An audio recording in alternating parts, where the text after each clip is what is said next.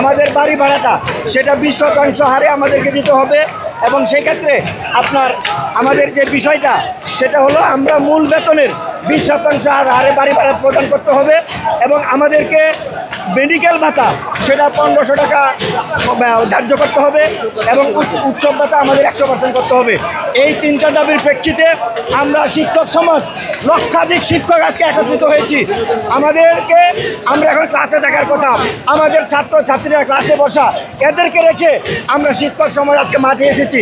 আমরা কল্পনা করতে পারি নাই যে শিক্ষকের দাবি নিয়ে মাঠে আসতে হবে, শিক্ষকের দাবি নিয়ে রাজপথে থাকতে হবে।